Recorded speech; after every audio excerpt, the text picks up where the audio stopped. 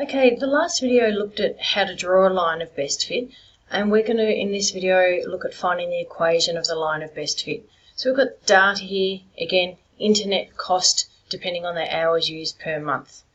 We construct our scatter plot, construct our line of best fit. So there's our scatter plot. This has used the way where you put the line of best fit in so that there's an equal number of data points above the line as there is below the line. That was discussed in the last video. So anyway, we have the line of best fit. We're now going to look at how we come up with an equation for this line of best fit. So what we do is we select 2 points. So they have selected the point 2030 and the point 1320. They're both on the line.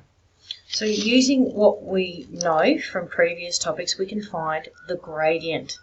So I'm going to do this a little bit down further, and I'll do the gradient here. So the gradient is y2 minus y1 over x2 minus x1.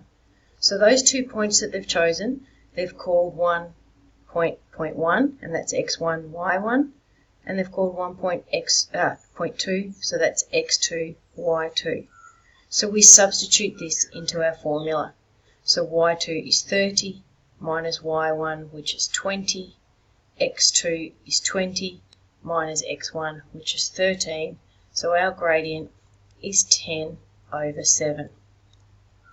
We can then do an equation, work out the equation of this red line, the line of best fit, we're going to do it different to the textbook. We did when we did the topic y minus y1 equals mx minus x1.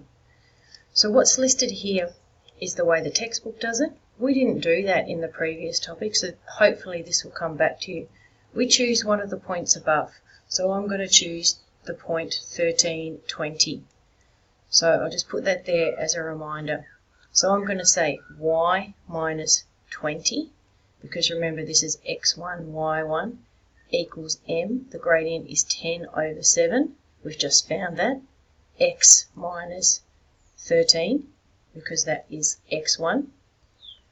I'm then going to multiply out my brackets. So I've got 10x over 7 minus 130 over 7.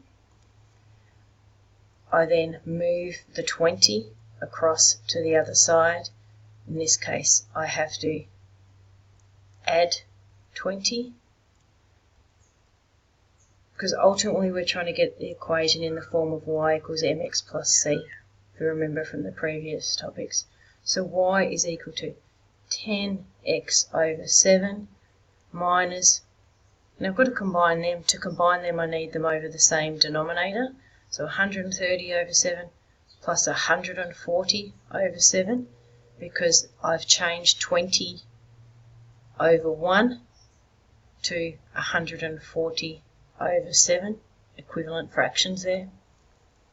I then say y is equal to 10x over 7 plus, just checking here, sorry, have I done it? 10x over 7 plus 10 over 7, because I can now combine them because the denominators are the same. So that is my equation of that line of best fit. Let's look at worked example 6.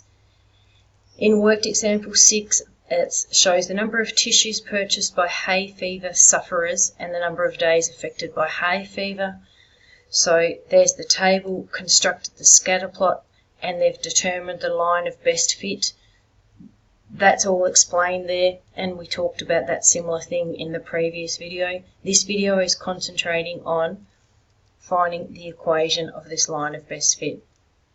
So again, it's chosen 2 points. It's chosen this point and this point, which are on our line, and then to find the gradient, m equals y2 minus y1 over x2 minus x1. M is equal to y2, which is 5, minus y1, which is 4, x2, which is 14, minus x1, which is 3. So the gradient is 4 over 11. Then, this is where we differ from the book.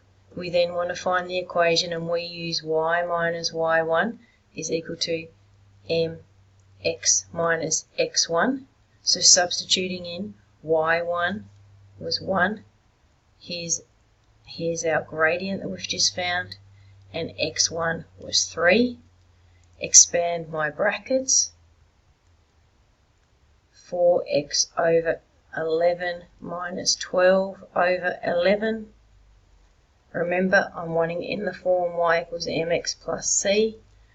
So I'm moving the 1 across to the right hand side and add it when I move it. I'm then wanting to combine these. I can't yet because the denominators are not the same. So I'm going to change 1 to 11 over 11.